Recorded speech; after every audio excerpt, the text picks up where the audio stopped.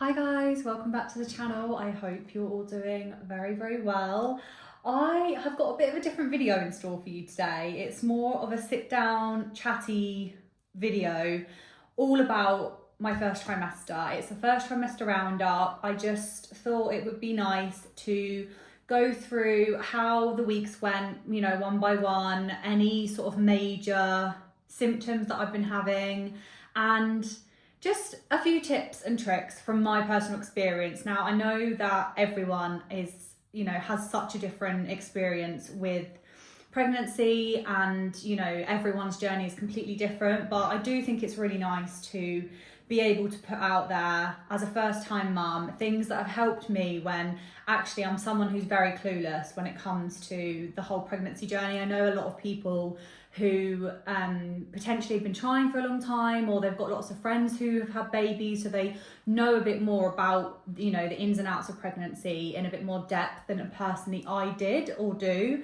So yeah, I just think it's a really nice thing, and I have obviously been sharing my journey over on TikTok as well, so I thought it'd be nice, not just for myself but also for everyone, to do a first trimester roundup. So if you are new here, my name's Caitlin. I have been sharing my journey on YouTube for a while now.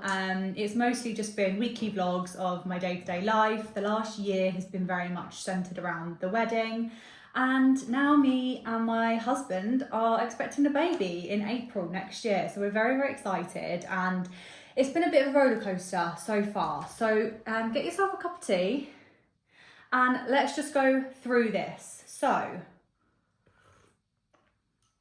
first and foremost, we actually found out, I'm going all the way back to the start, we actually found out that we were having the baby and were pregnant on our honeymoon. So our wedding was on the 2nd of August. We went on honeymoon like 3 days after or 2 days after the wedding, and we found out whilst we were away. And the main giveaway for me was that I was due on my period, and I was becoming more regular in my periods, because if you also don't know, I found out that I have PCOS fairly recently.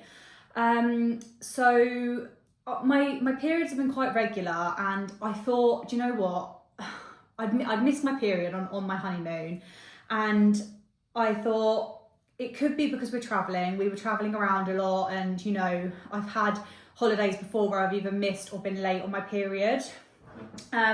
So I thought, do you know what, I'm going to give it a full week, and it's like after my missed period date, and if I haven't come on, then I'm going to take a test. So that's what we did. My early symptoms that I had, which really was the biggest giveaway, was my boobs, because I don't have too many PMS symptoms, but my boobs were so big. They were big and they were heavy, and they just felt very different than what I'd ever experienced before when I've been PMSing. So they were kind of a giveaway, and when I've looked back on those few weeks, the other early symptoms that I didn't really clock was the shortness of breath. When we went to South Korea first, and when we were in South Korea, we were doing a lot of walking around and stuff, and we were going on the metro, so we were like obviously having to go underground. And I would get up to the top of the steps, and I'd be dying, and I was so tired. Like, I'm not somebody who naps really, but I could nap in the middle of the day. We were having to go back to the hotel and just rest in the afternoon, and we were putting it down to jet lag, but I actually think it was a bit of the pregnancy. So when we found out, we were approximately 5 or 6 weeks along, and we were gonna start trying to have a baby after the wedding. So it didn't come as a huge shock, to be honest, but it was like a lot quicker than we thought it was going to happen. So yeah, it was actually really nice to find out that way. Like, it was just so nice to be in our own little bubble. The only person that we told was my sister, and yeah, it was just really gorgeous to be in that little bubble of love, and just the two of us knowing for a little while, and just to experience all the emotions that come with having and expecting a baby without anyone else knowing. So that was really lovely. Week 7 was where the waves of nausea started coming. Not really strong waves, but like that nevertheless there was waves of nausea, and it was like Some days I would just suddenly get like hot flushes and I'd suddenly feel really, really sick, and then it would kind of go away. But yeah, it was starting to come along, but it wasn't really affecting my day-to-day life at that point. Week 8 was mostly okay. I still was having slight nausea. We were home at this point, and we actually decided to go for an early scan. The main reason being is because, well, one, I was going away to Rome with my family, and I don't know, obviously I'd been doing a lot of travelling to and from different countries and things like that, and it had been a very sort of high stress, lots of drinking, lots of partying. We'd been through a big summer of celebrations with the wedding and the lead up to the wedding. And obviously because of my PCOS diagnosis, I just wanted to make sure that everything was okay and just kind of have a, professional's opinion and just make sure that everything looked right for that particular time. So we booked an early scan, which I believe was £75. And ours was with a company called Ultrasound Direct, just here on this big one on the front. So we went for this early scan. It was £75, so it was a little bit pricey, but for the sort of, the peace of mind that it gives you, I would recommend doing it, especially if you're someone who's in your first pregnancy and, it's quite a scary feeling. You don't really know what's going on. Like, it's a long time to wait until your first scan. So anyway, we went and got our scan done. Everything was fine, thank the Lord. And this is what it looked like. So at this point, it really didn't look like a baby. It was more like a little peanut, I guess. But nevertheless, it was really, really nice to see. We did actually get to see our heartbeat, the baby's heartbeat as well, which I wasn't expecting to see so early on. Again, this just goes back to like not really knowing. So that was really lovely and really kind of started to set the tone for the fact that this was all real. And, just really, really sort of started to set in stone. This was real, this was, truly happening. And then we move on to weeks 9 till 11. This was when things started getting really, really bad for me. So I went to Rome, I think the week after we got the test done. And it was, as soon as we landed in Rome, it just hit me. I was so unwell, guys. I cannot explain to you how bad it truly was. To put it into perspective, that was around week 9, I think we went to Rome. I am just about to hit 16 weeks now, this weekend coming. It's currently Thursday, and I only just ate pasta again after getting back from Rome. I just had the most awful time. I really did. It was such a struggle. My nausea and morning sickness was so bad. Like, I wasn't actually sick, thank God, but my nausea was so bad. I wasn't eating. I couldn't face anything. I had a bowl of cacio e pepe, which is something I normally love. And after I ate that, I was like, if I see another creamy pasta dish, I'm going to flip someone's table over. Like, I couldn't stand the sight of pasta or pizza. Even like videos of people of people in Rome or people in Italy. When I got back, I could not. I was just like, I can't watch it. It just made me nauseous. So weeks 9, that carried on until once I got home as well. So for a few weeks, I was really completely knocked out. I wasn't cooking. I didn't want to eat. I was eating, when I did eat, it was plain foods. I was eating bagels. What else was I eating? Just honestly, the most plainest food. And yeah, I really appreciated Ben stepping up in those weeks, because I was just out for the count. I was like, I'd been hit by a bus, quite frankly.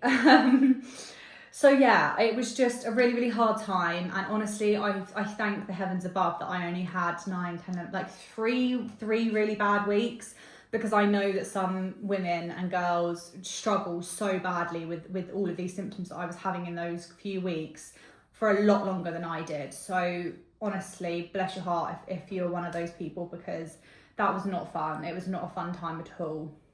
So week 11 was when I had my first midwife appointment. So I actually didn't go to my doctor about my pregnancy. Because I was away on my honeymoon when we found out, I actually just went straight to the NHS website and basically just like logged my positive pregnancy test on the website, and there it takes you to like your local trust and what hospital you're going to be under and all of that. So I skipped my GP. I don't have a strong relationship with my GP, and I just didn't really feel like I needed to go to them or involve them in the decision when you can go straight through the NHS website, which is what I did. So I had my first midwife appointment, and it was great. It was really good. Obviously, the first appointment is lots of questions, so just expect them to be very in depth with a lot of questions about you, your partner, your health, your family's health, previous conditions, previous diseases known in the family, everything. They ask loads and loads of questions just to kind of get a round idea of you and your lifestyle. They ask, how much you drink, blah, blah, blah, all of that kind of stuff. So it wasn't hugely informative, the first maternity meeting, but it was good nevertheless. It was nice to meet my midwife. I'm very lucky because I had two hospitals. I'm right in the middle of two hospitals. So I actually have gone to Colchester rather than Bury St Edmunds, which is the other one, because I've heard some horror stories about Bury St Edmunds, and this is no shade to anyone who would go to Bury St Edmunds if you're local to this area, which probably a lot of you aren't.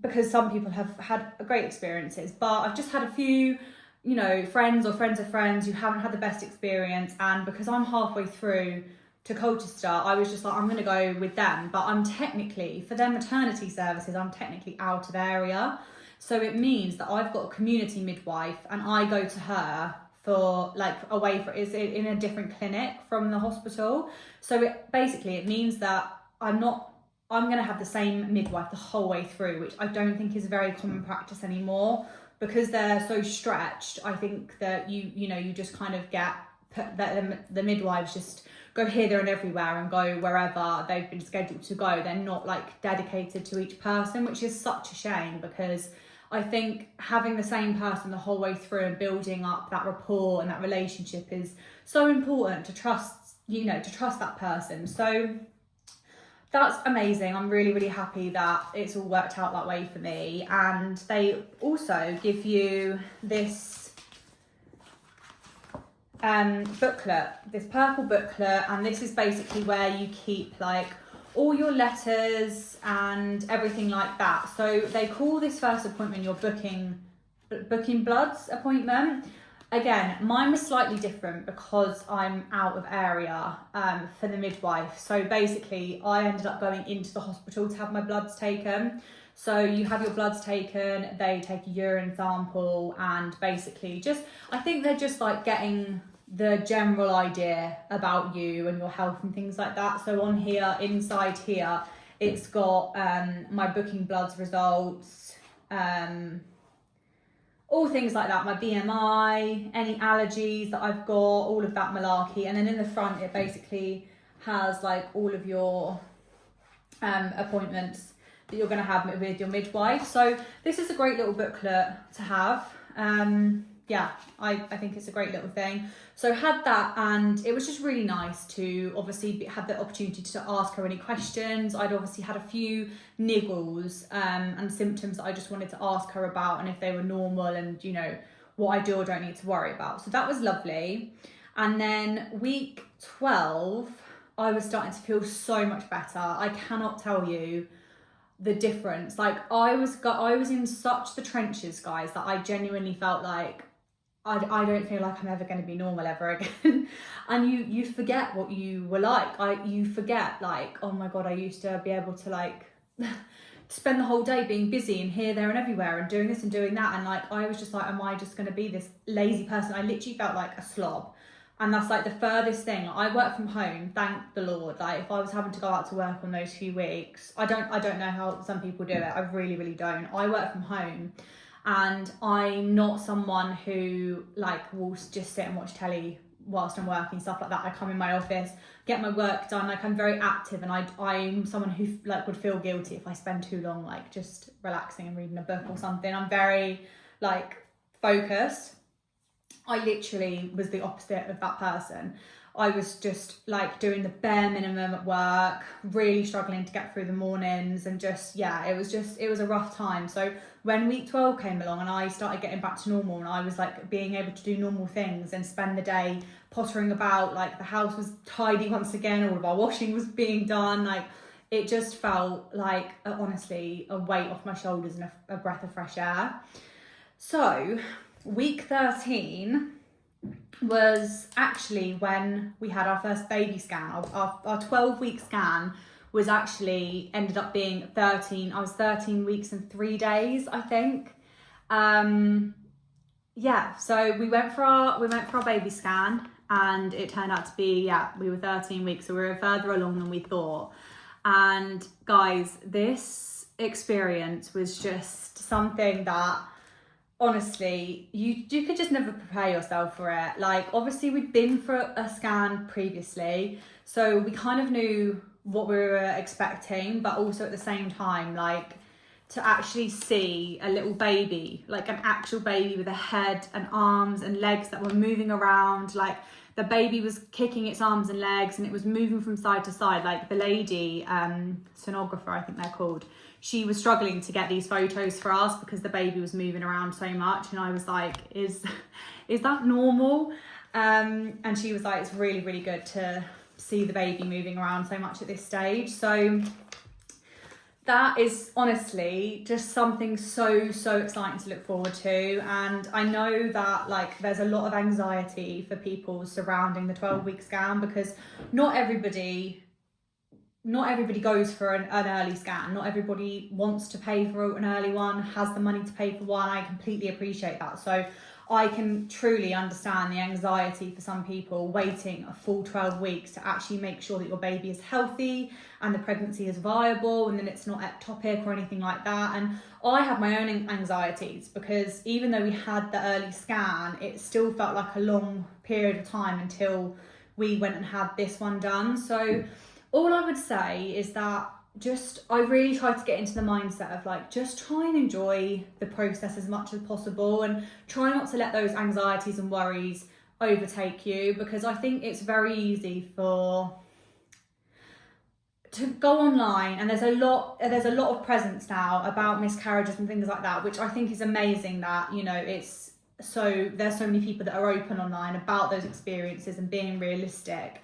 But also, I do think there's a detrimental side to that where it's just, you know, it stops you from being excited and it makes you worry and like, you know, is everything okay? And when one day, your symptoms can be so bad one day and then the following day, they're nothing and you think, oh my God, like, why have my symptoms disappeared? Does it mean that something happened to the baby? Like, there's so many things and your emotions are all over the place and so are your hormones. And I just think it's a really weird time to be in. And I just think it's a good thing to just try and remind yourself every now and again, like, I need to enjoy this process. This is, you know, an amazing process. And whatever that happens at the 12-week scan, like, you want to be able to look back and just be like, at least I had the most positive mindset during those first weeks. And not want to look back, you know, there's already enough things to look back on to not have good memories of, like the nausea and the morning sickness and all of that. So yeah, I would just, that's what I would say. I know it's not as easy said than done, but if you can, just try and keep a positive mental outlook on the whole thing.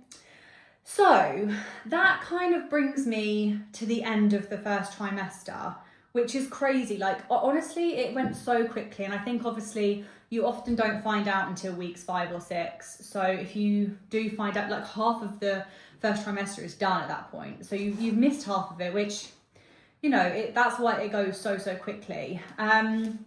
But a few other things that I thought I would go through is kind of just, so basically all of your letters will come through from the NHS and they're for all of your appointments. So I get them through for the midwife appointments, for my booking bloods, ultrasound appointments, everything like that. And obviously I pop them in my calendar on my phone and stuff, but I just keep these on the fridge I just think it's a nice reminder, and obviously like Ben likes to know, my husband likes to know what's going on, and it's a good reminder to remind him when when we've got appointments and things to go to. So I leave those on the fridge, and then I take each one in here when I go to the next appointment. And I also got given all of these stickers. I don't think anything on here. I basically just got given a whole sheet of stickers, which they say to take to every appointment.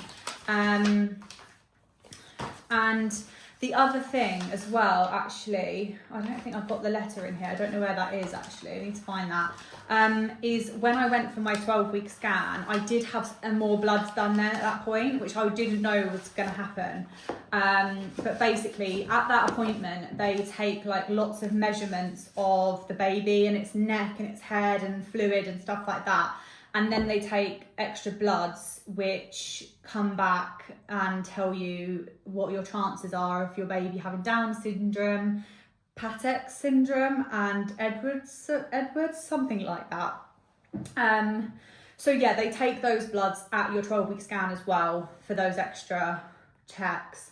And then you basically either get a call. If they need to do further investigation, they'll give you a call. If not, then they send you a letter, and it basically says like you're, less than 1 in 5,000 chance of having any issues like that, which is luckily, thank God, what we had. So that was that. Those are all the letters. And then I thought I would also, I'm going to go through my symptoms with you, which actually I might do those first, and then I'll go through just like a few little bits and bobs that I have picked up over the weeks, just that have seemed to like help me get through some of the worst symptoms. So I'll start with some of the not greatest symptoms. So the constipation and farting it's no joke, guys, and I feel like so many people don't talk about this. It's really no joke. Like there was a good few weeks, but more so at the beginning for me, like between like week 6 to 9, maybe 6 to 9 weeks, I was so constipated, it was not even funny. Like I was going days without pooing. My farts were just absolutely lethal. Like I thought I was going to come back off that honeymoon without a husband, because he was like, that smell cannot be coming from you, like surely not. So just be prepared for that. The slow digestion didn't help either. I think just everything just slows down so much, so I was really digesting food a lot slower than normal. My metabolism just seemed to like completely change in that sense. Leading on from that, the slow digestion leads to indigestion. I always thought that like indigestion would be more like heartburny, but they're caused by similar things, but they're actually two different things, but they're the same. They're all wrapped up in the same. Like I've only ever taken like Rennie's, for example, for heartburn, but actually indigestion is the same thing. And I have been really starting to struggle with indigestion. I will come back to that in a little bit. So yeah, indigestion, heartburn, that sort of thing going on. That's kind of been there up and down from the early doors, basically. My tiredness was extreme in the first trimester, I would say. Obviously it ebbs and flows. Some weeks are worse than others, some days are worse than others, but I would say it was pretty extreme, especially when I was not very well with the nausea, because I just wasn't eating and fueling my body either, because I couldn't face anything. And so I had no fuel in my body, and I was just absolutely shattered.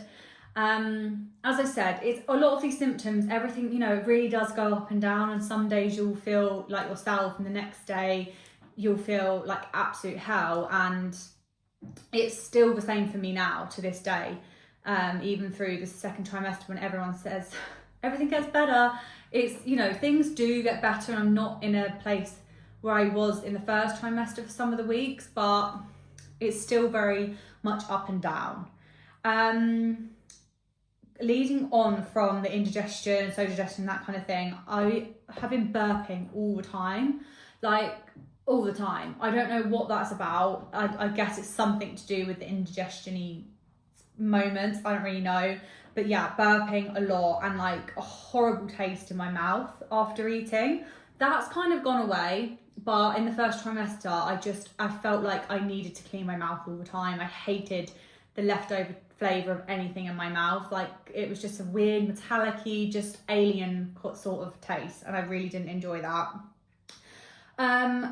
Other things is hip pain and back pain. This wasn't every day, all day, but I did sort of some nights my hips would be really sore the next morning, and the very top, like the very bottom of my lower back, at the very top of the glutes, that just there really would be like a niggle point. And I don't know if that's just obviously because your uterus and everything is starting to move and make space. I think that's where the pain comes from, but that has been a little bit uncomfortable on some days. But I do find like doing a bit of exercise and walking and stuff does help, but I'm not going to go into the exercise situation because I can't. It's been not good for me, in all honesty. But I do find that like having a little walk out into the village or something does help alleviate some of that pain.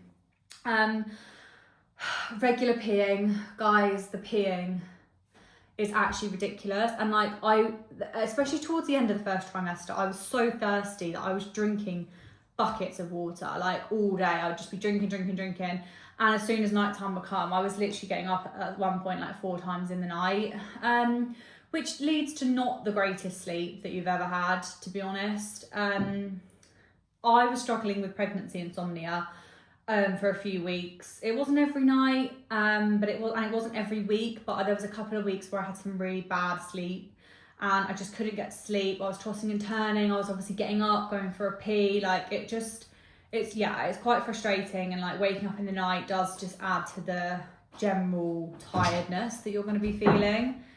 That leads me on quite nicely to headaches. I've been getting a lot of headaches, and sadly, that was towards the end of the first trimester, but sadly that's been carrying on for me quite badly into the second trimester.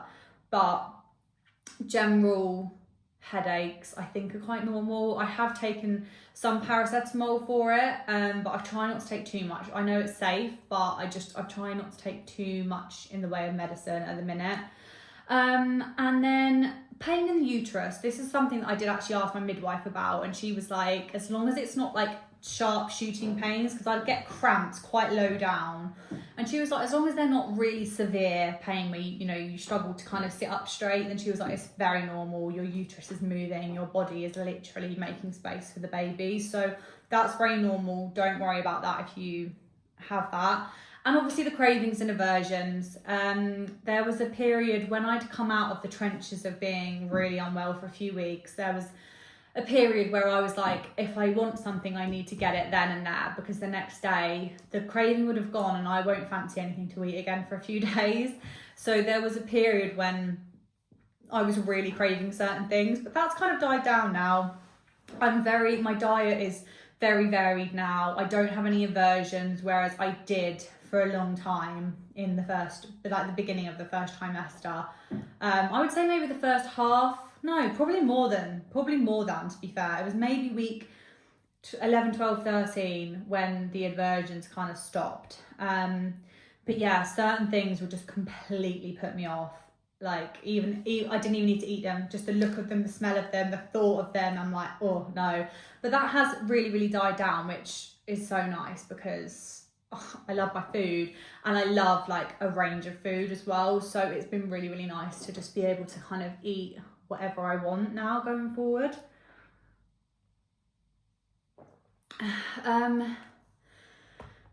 Shortness of breath, obviously, you can probably still hear that in me now. Like, just talking for too long is just crazy. Like, I just get so out of breath, even just doing the washing, anything, just walking around the house, I get out of breath. I cannot even explain how crazy it is. Like, I just can't get enough air in there, guys. I really can't.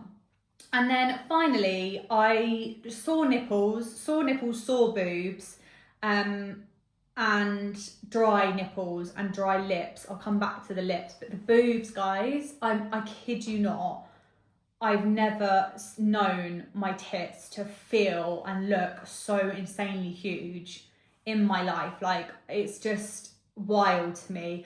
I didn't have huge boobs anyway. They weren't obviously tiny, but I didn't have big boobs, and they are literally growing like no tomorrow, and they're heavy. That like they are heavy, guys. Like, I've actually, well, this will bring me on nicely to the next and final section of this video, which is just a few like recommendations and tips really. So I'm someone who either doesn't wear a bra ever, or if I do, it will be like one of those little like sports bras with a little thin strap. Look, they're not really doing the job, okay, anymore. So I've actually gone and got a full on like mum bra. This was from Sainsbury's actually, and I really, really rate this. It's like, I think they have different colours, but it's really supportive. It's so soft on the skin. You can't see it under any of your t-shirts or anything like that. And yeah, it just holds them in place and just keeps them, you know, keeps them held up, because I'm not joking. When I take this bra off, I think it's going to be a release, but it's not, because they're so heavy that they just feel sore. So yeah, definitely go and get yourself a decent bra if you haven't got one already, because that has honestly made the world of difference. And this one's so comfortable that I don't even feel the need to take it off in the evening. I do, but like, you know, it's not like one of those, oh thank God, like take my bra off for the day. It's so comfortable, it's like a second skin. So definitely go and get one of those. I was going to talk about pregnancy pillow, but I'm very torn with the pregnancy pillow at this stage. So I think I'm not going to talk about it at the minute, because I'm still trying to make my mind up as to whether I really like it or not. There is going to be a video on my TikTok about said pregnancy pillow. So I'll leave that there. If you want to go and have a look at my TikTok, I will let you do so and go and find out about the pregnancy pillow there. Because that's just another story for another day. So going on to a few other things. Now, I was so unwell for a few weeks that I think Ben was genuinely like really quite concerned about me. And he went into Holland and Barrett and went and picked up, he basically went and was like, look, my girlfriend's really unwell, like, you know, she's pregnant, blah, blah, blah, like, what can I get her? And a lovely woman helped him pick out a couple of things. So the first thing were these Pro-Ceive pregnancy vitamins, multivitamins. So I obviously was taking folic acid before these came along, but I stopped because these have got folic acid in. And this is the second trimester box, but the first trimester box obviously looks exactly the same, but it's just trimester 1 down here. These are £20 a box, but they do last you for the whole trimester. So I don't think it's too bad of a deal. And I obviously can't compare these to anything, because I haven't used anything else. And I know that there are women out there that use different ones that are a lot cheaper, and they say that they're great and get on with them. So I'm sure a cheap alternative would be absolutely fine, but this is just what I've used, and this is just what I know. And I really, really notice if I don't take these. Like, I feel so much better in myself when I make sure that I'm taking these. So I would highly, highly recommend. It's obviously got the things that you need for the pregnancy, but it's got additional vitamins and minerals and stuff in there for you as well. And yeah, it's just, I think it's just a really nice all-rounder for you. So I'd highly recommend getting some pregnancy multivitamins if you don't have those already. The other thing that Ben picked up from Holland and Barrett for me were these gingins. These are very, very strong in flavour. I will say that. If you really dislike ginger, then maybe these wouldn't be for you. And I am a bit sceptical. Like, I don't know whether they actually worked or whether I just like made myself think in my head that they were working. But I do think they curbed the nausea. Sometimes when I'd get in the car and my nausea would flare up, I would take one of these, and I don't know whether it's just mind over matter and I had something else to think about because I was sucking on a sweet. I don't really know, but these definitely did keep the nausea at bay. And fun fact, you can actually drink these. You can melt a couple of the candies in boiling water and mix it and drink it. So it might be worth a try, guys. If your nausea's really, really bad and you're not actually being sick, then I'd give those a go. The other few things that I would definitely recommend to keep in your bag, keep a stock of them, is just different mints. I'm going to include the Rennies in this, but definitely just keep some different mints in the house, in your bags. I've got Tic Tacs and I've got Polos. Sometimes I don't want something too minty, sometimes this, but these were lifesavers. Like, sometimes you just get a feeling when you're out and about and it's like, not necessarily that you're going to throw up there and then, but you just need a little something to like tide you over, and these have honestly been lifesavers. So I would highly recommend. Obviously you can get whatever flavour mint, you can get Mentos, whatever you want, those extra strong ones if you like that, but definitely have some of those in your bag at home at all times. Rennies, I have been making sure to have Rennies wherever I am because they do come in handy.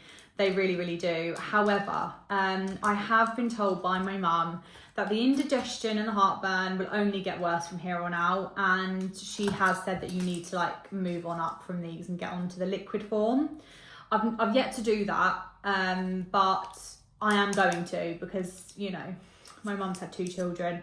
I obviously, I'm going to trust her say so, and she was like, these just don't cut it. You need the liquid to like cut through anything that's going on. So Rennies definitely for the first trimester are fine, I would say, unless it's obviously really bad. Then get yourself the liquid form, Gaviscon liquid form, or there's Pepto-Bismol as well, which all do the same thing. And then last but not least is Listerine. I've got this huge bottle because I've just bought it from the shop for our bathroom, but I would highly recommend having a little bottle of this in your bag. Just take it out with you. When you get that horrible feeling in your mouth, it feels so much better to just wash your mouth out and have a fresh, clean tasting mouth. I promise you, it will honestly do wonders. Just keep a little bottle of this in your bag. If you're going out for lunch, if you're going out for dinner, even if you're not going out for food, this mouth situation, taste can just come out of nowhere, and it's just, honestly, it's the worst. It can make you feel ill. It can make you just feel uncomfortable, me personally anyway, and mouthwash has been a lifesaver. Last but not least is some lip balm. My lips, I'm not even joking, guys, like I don't know how I've got any skin left on my lips, because I put on lip balm of different kinds. I've got Burt's Bees, I've got Vaseline, I've got the Laneige sleeping lip mask, and the dry skin on my lips is just like, it's never ending, it's relentless. I don't know whether it's also a mixture of the time of year, because we are obviously going into winter, but Christ, like what the hell? My lips have just been crazy dry. So lip balm, wherever you are, just to ease the dryness.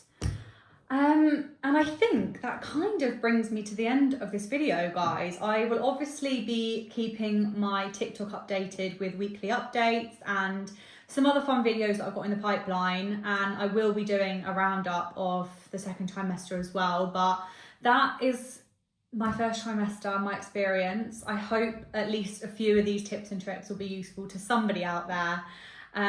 If you are having a really rough time, just know that things will get better. Fingers crossed, keep your fingers crossed. Obviously go and speak to your doctor or midwife if you are feeling really unwell. I know that there are tablets that the doctor can give you for anti-sickness and things like that, so which a lot of people don't know. A friend of mine told me that. So really just make sure you're speaking to your healthcare professionals, because there's so much more help out there than I think a lot of people know or realise. And you know, you don't want to be suffering unnecessarily if there is something out there. But yeah, any tips and tricks that you guys have, please leave them in the comments below, because I would love to know, and obviously help myself out as well going forward. And yeah, I guess I'll see you in the next video. Bye guys.